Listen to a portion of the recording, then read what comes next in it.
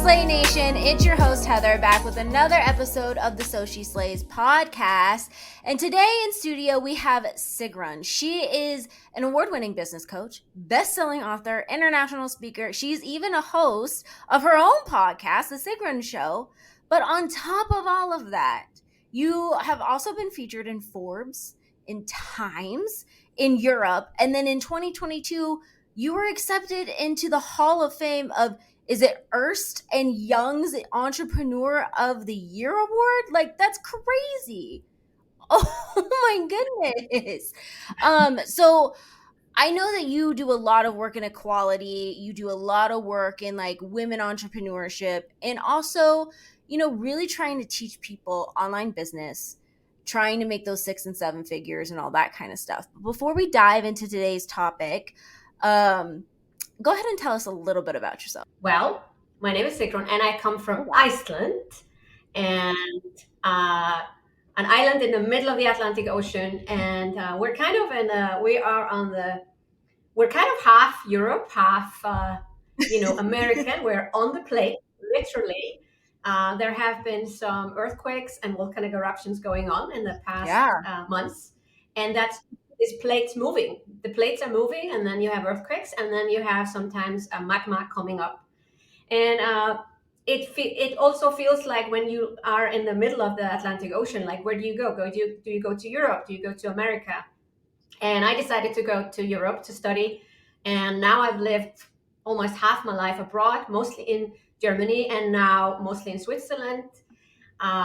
But one of the reasons I want to start an online business is I wanted to split my time and also spend time in my home country. So I'm currently in my home office in Iceland, and I try to split my time between Iceland and Switzerland 50-50 because, you know, I have friends and family, and I think online business is just the perfect way to have such a flexible and oh my gosh, you're living the dream life for half of us over here in America. We're like, we would love to split time, you know, country hopping, living in between all these different places, like the dream. But offline, you and I started talking a little bit because I definitely see people who succeed at online business, absolutely.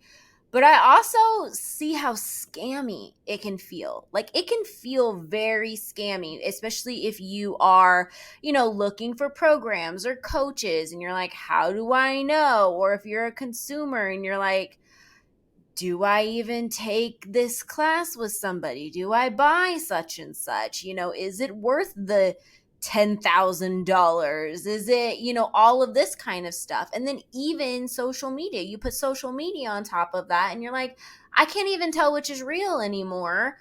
You know, so a lot of people just give it a big wash and they're like, all right, well, I'm just going to go on it on my own and figure it out, which is, you know, counterproductive, because I feel like that's the whole reason why coaches get in the business anyways, is to be like, yo, you don't have to do that. Yeah.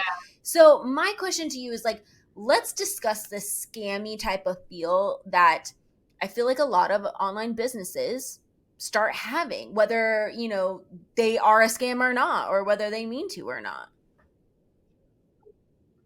Yeah, it started off me actually not wanting to be a business coach for this very reason. And that was 10 years ago, because I thought, well, that's not a protected profession. Anyone can call themselves a business coach.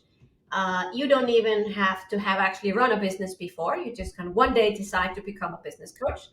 And did I want to associate myself with that type of a profession? So I resisted it for a while.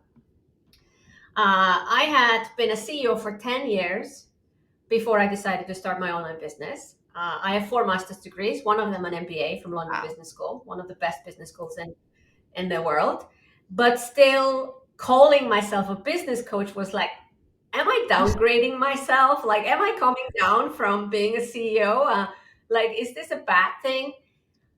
But to be honest, it is the best way to describe what I do. So at one point, I just like accepted the fact that there are people out there that do not have the education nor the experience to actually call themselves a business coach, but there's nothing to stop them from doing so. So I can totally understand it. I had even these reservations myself. What do I call myself today? If I meet someone at a cocktail party and I don't really want to talk to them, I say I'm a business coach. But if I feel that the people are interesting and I'm like, okay, then I say, I'm on a mission to accelerate gender equality through female entrepreneurship. And they're like, wow, how are you doing that? So I just call it something different. The title doesn't bother me so much anymore. I obviously now, because I have many awards and accolades, that sometimes I rely on those. But on the other hand, I don't want people to come to me just because I have a degree in business or something like that. They need to like me as a person, and they need to trust me enough to help them get results. But yeah, it is the thing is, you can probably make more money if you are a scam artist than if you are truly honest and authentic in business, because honesty and authenticity doesn't scream from the rooftops. You don't kind of attract all the attention. So what happens often with people who want to be really honest and authentic, like myself, is like, we are kind of under the radar. We're not maybe as known or famous as some of the people that constantly scream from the rooftops. I'm not saying that those who are famous are scammers. That's not what I was trying to point out. But you can shout and do Facebook ads and say, I help you go to 7 figures and blah, blah. And you're like, can you? Does this person that's actually, the biggest can thing they that do holds it? people back, I feel like. It's like, how do I know that you can actually do this? Like, it sounds great, but you're also marketing to me. Like, how do I know if you're worth the risk? Yeah. And this is something, I'm sorry to say, that's at the end of the day, it's your due diligence, because there are honest and authentic and really good business coaches out there that can definitely help you get there, and faster than you could ever do on your own. But there are others who, don't have the credentials, don't have the success stories, haven't even done it themselves. You shouldn't be teaching something if you haven't done it yourself. And I must say, there's another thing that bothers me even more than the scammy, is that a lot of it is now hidden behind some sort of a magic or secret, Oh my or goodness, even right? spirituality woo. And they are pretending that there is some absolute secret to success. And there isn't. There isn't. There are steps you can take, and some people have a very good way of teaching you those steps.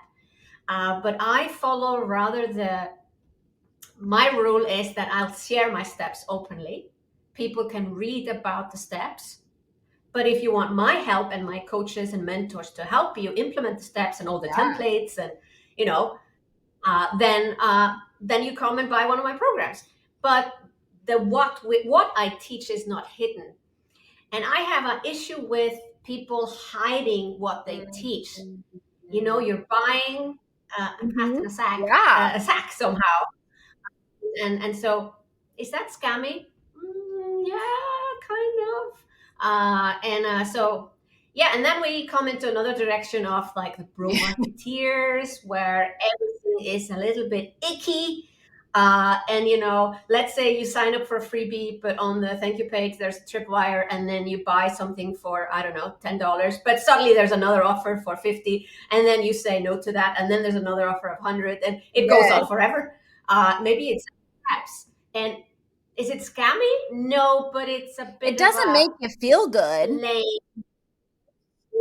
way to sell me something versus, hey, this program is $400, and just do a little bit more marketing and don't squeeze me into it. Or people offering discovery calls on very expensive programs, but they do not tell you upfront what the process. So you come onto the call and you start to sweat. And this happened to me in my first year of business. I was like eager to get a business coach. I had worked with one business coach, and I thought I'll go to the next one. And she looked like someone that other people were working with. Like, I thought I had done some due diligence on that. But I come on the call and she says, yeah, it's 20,000. And I'm like, I'm brand new in my business. I don't have 20,000. I don't even have 10,000. And I just started to sweat and feel very, very uncomfortable because the discovery call was very manipulative. Mm. It was like, you have this problem, you have that problem, you have that problem, you have that problem. Well, my solution is, of course, here and cost you 20,000. So there are many scammy ways, but that's not how you build a business for the long term. Like, I always wanted to be in business Yeah. for a long time. Now it's been 10 years. And actually, today, at the recording of this episode, it's exactly 10 years since I made Oh $180. my gosh, that's great. Yeah. And I celebrate this day every year. I have an email. I actually send out the same email every year. I Mm-hmm. update it. Now it's 10 years, not 9 years like last year. And I update the number that I've made. Mm. I've made over $17 Mm-hmm. million in 10 years.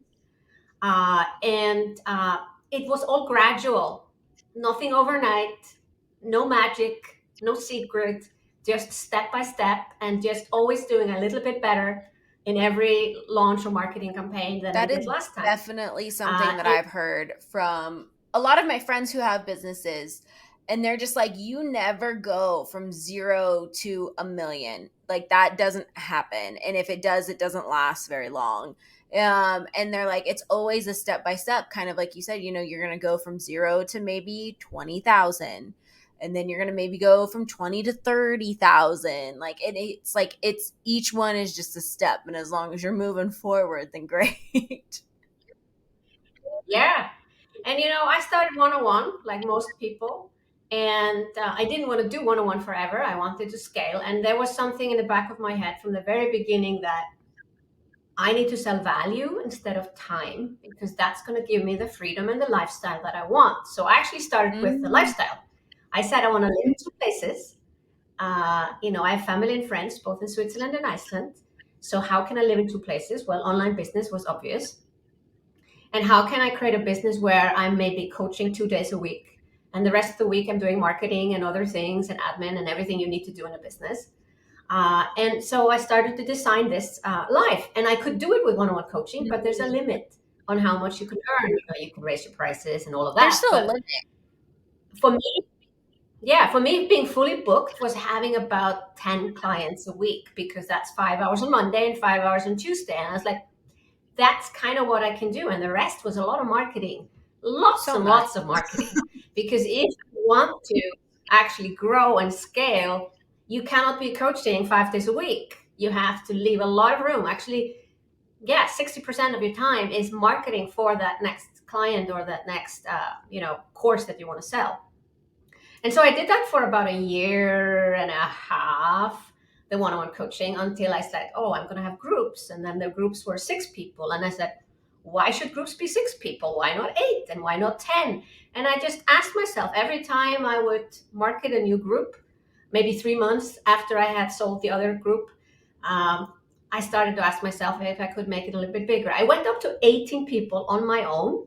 And then I started to feel, okay, now I need to change my format. And it took me, this was probably 4th or 5th year in my business where I finally realized that I could hire coaches or mentors to make my programs go bigger. And that's really how I started to scale it. Then I could have a group program with 30 people, and I had 2 coaches. And then I could have a group program with 50 people. And then, of course, when it comes to online courses, you have less attention, so you can scale faster and have less support.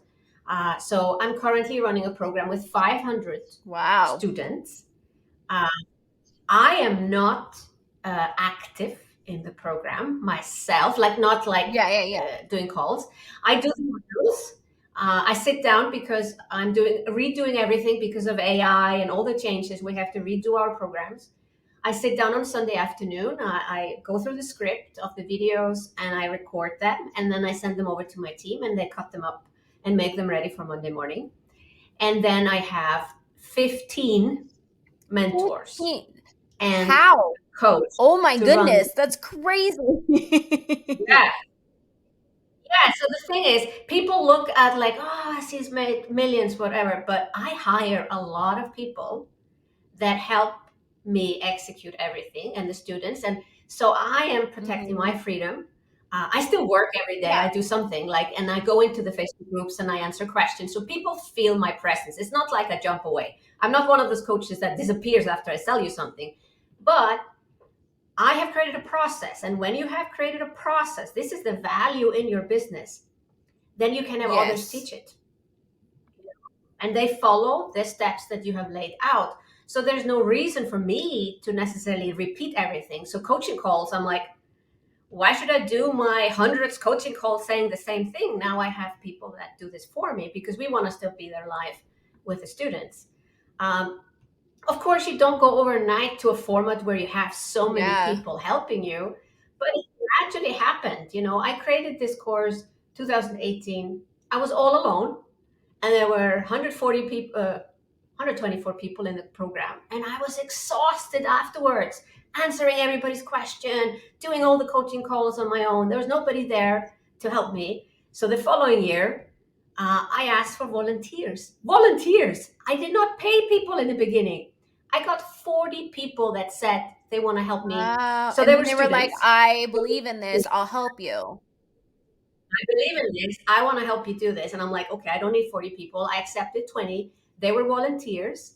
The following year, I did it again, but then I said, now I'm going to pay you. But it's a small amount. It was like $250 a month or something for being a mentor. And I always have had more applications than I need.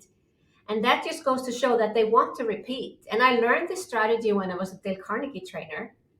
I was first a normal participant in a Dale Carnegie program many, many years ago, I think 20 years ago.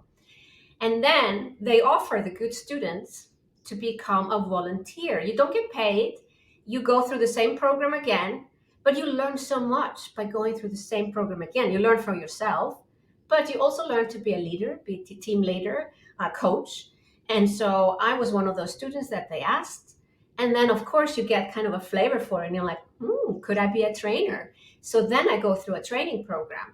And I'm using similar strategy with my team. Now, I don't certify trainers in my programs, something I could do, but I don't. But I have now people with me that have been mentors for 3 years. So how did you, here's my question to that, is like, you managed to cultivate people.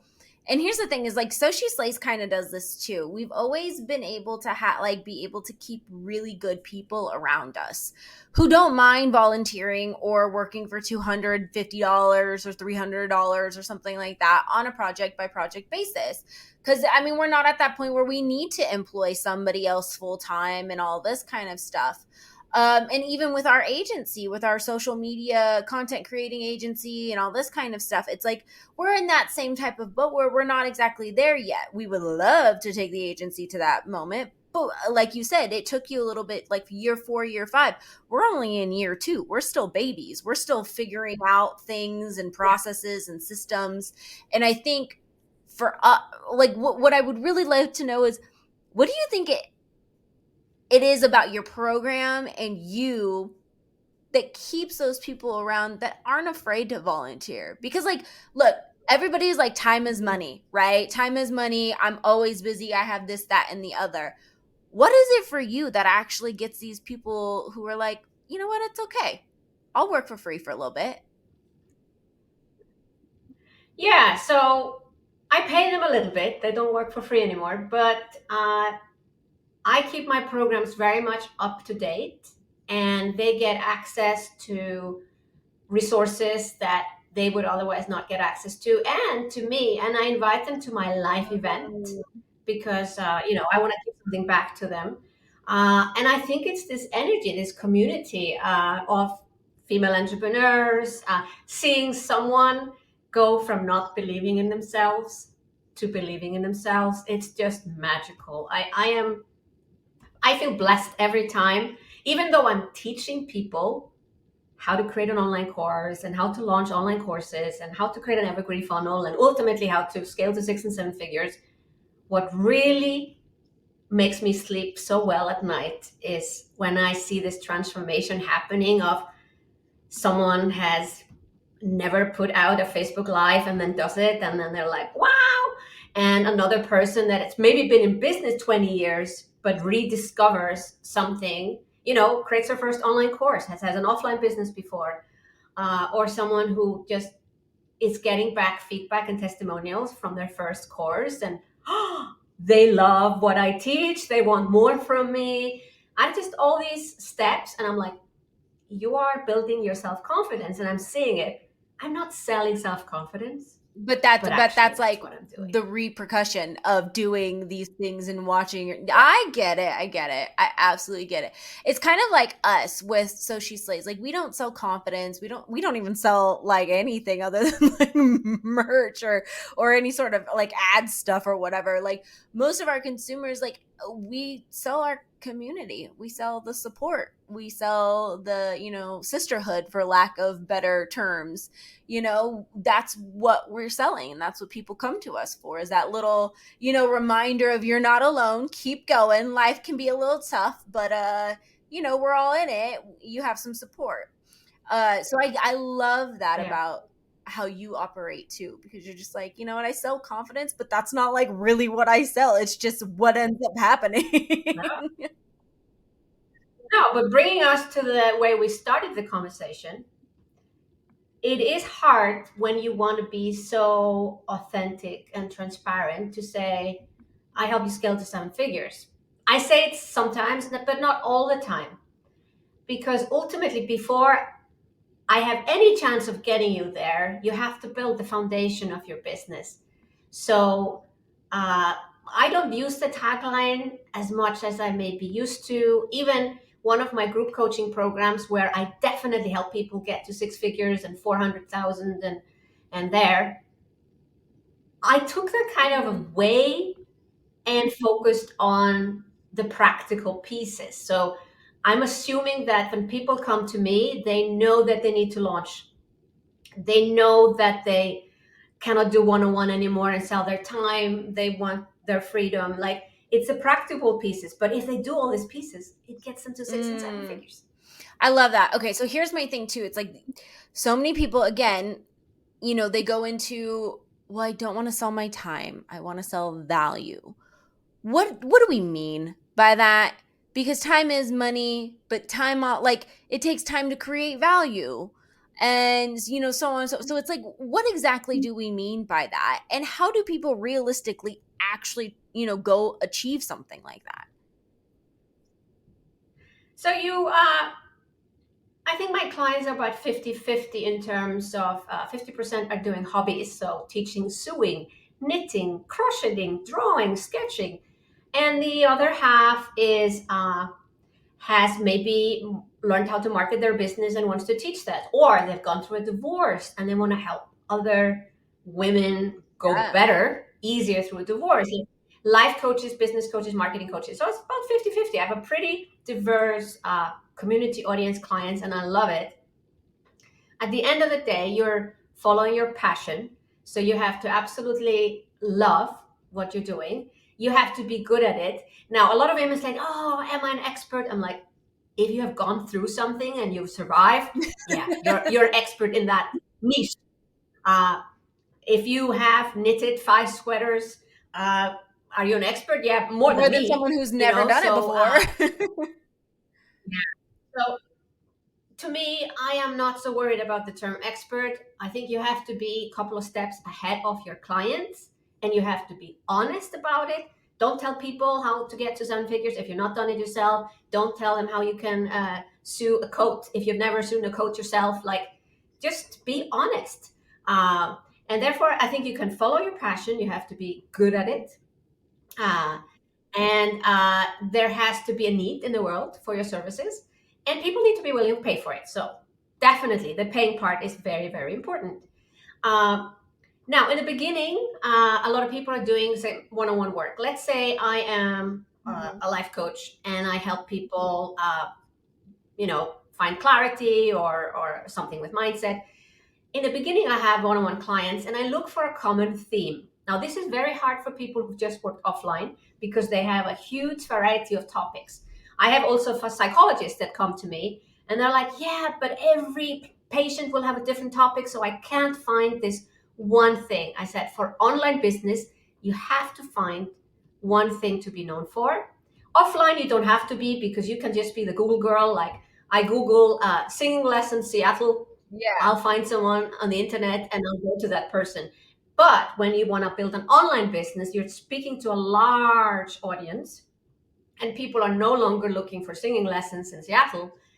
The best singing teacher I can get, or, who has worked with who. Like, it's a very different way of marketing, and therefore you need to pick a topic. You have to say exactly what you want to be known for, and you pick this topic in the beginning, typically based on prior clients, or you do a survey, or you do a poll. Like, you ask around, and you just, at the end of the day, it's a gut feeling. Do I want to be known for this? If I meet you 5 years from now, is this the thing that I will still enjoy doing? Potentially. Yeah. We don't know. We never know. But yeah, but that's how we pick something. And I have shifted over years. Like, in 10 years, I'm not necessarily doing exactly the same bit. But I must say, I was always intrigued by launching. And that's been kind of my topic. I love launching.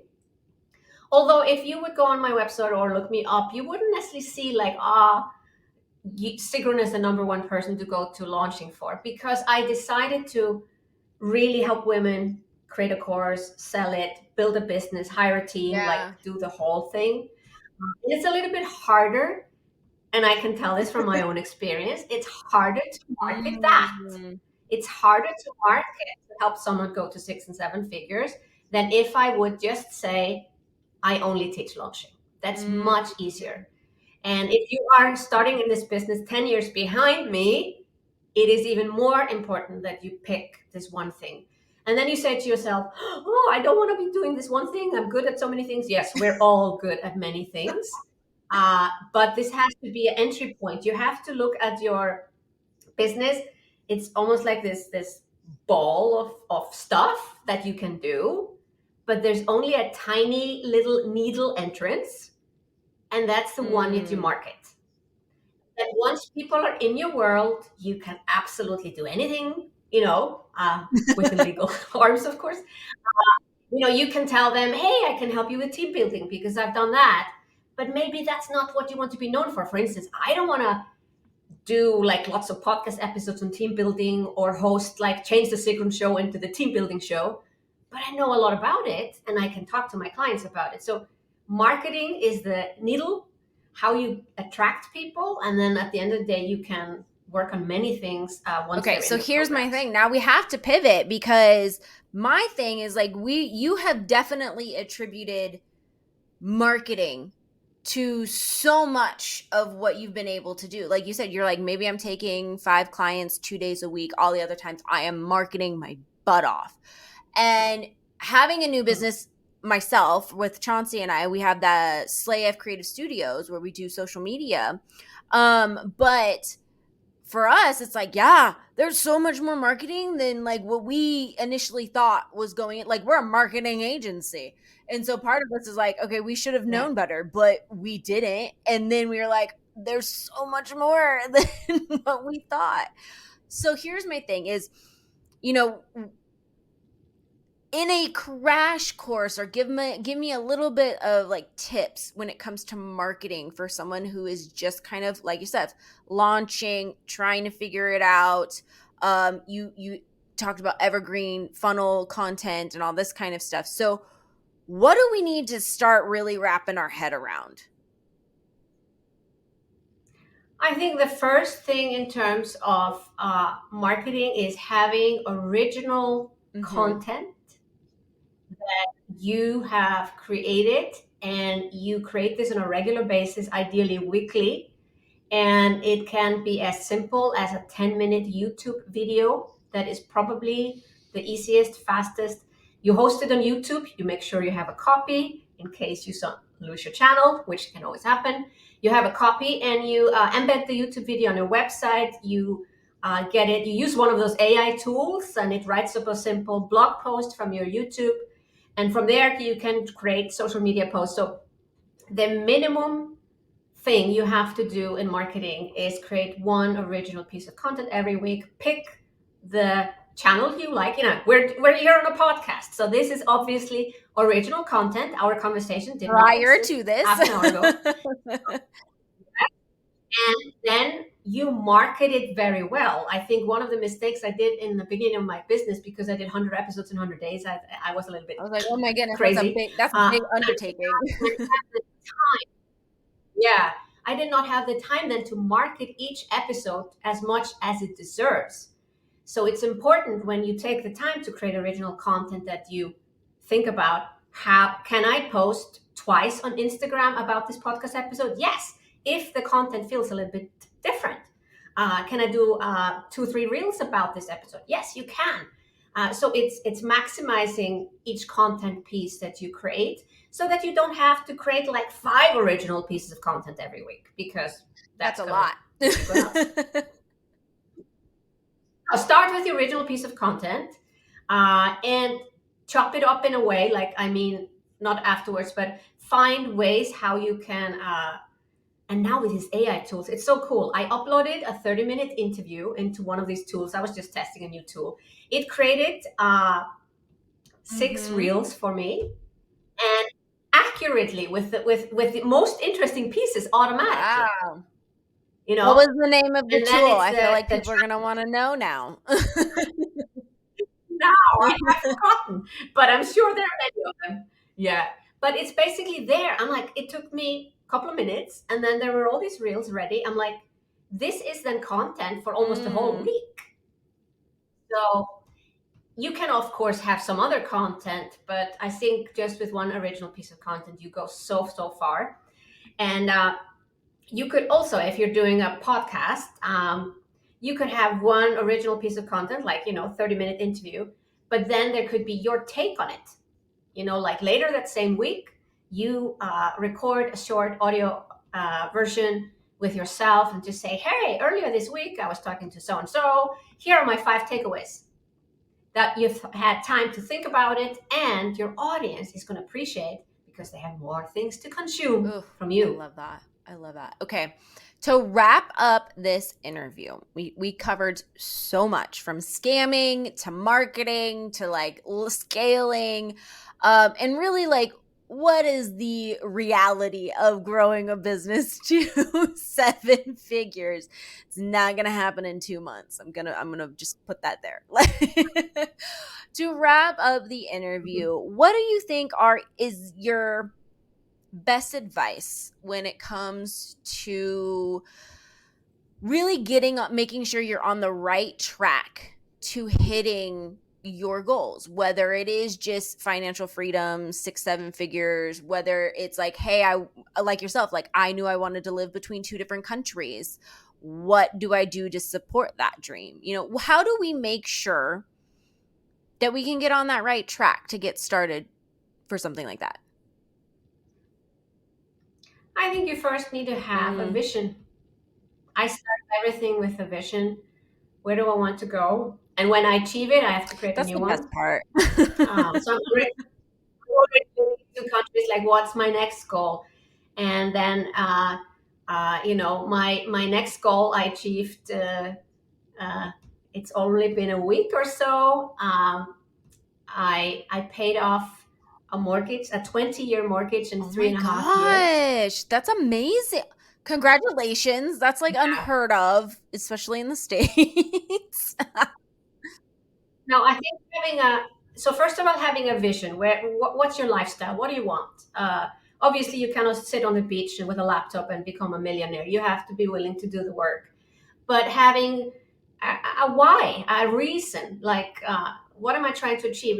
To me, it's not just about me and making money so I can pay off another apartment. It's, I want to move something. I want to put a dent in the universe, and I care so much about gender equality. I want women to create more wealth for themselves. So anything I can do through my free and paid trainings, where I help women realize that they can do more, that gives me the fuel for every day.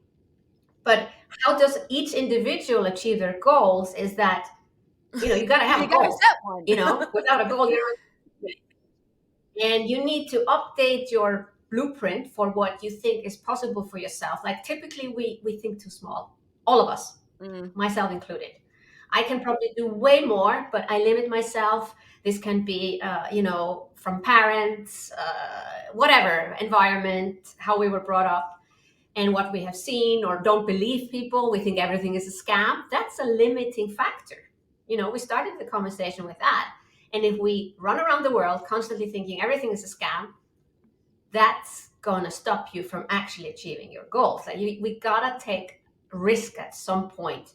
Now, not like risk, but, risk in a way like we got to invest in ourselves, whether it's a program coach or working with an agency, whatever, and we constantly have to, feel that we're progressing. Like, are we getting closer to that goal? And if not, look at our behaviors. Are we self-sabotaging? Oh my goodness, Are we doing right? something? That's a whole other topic.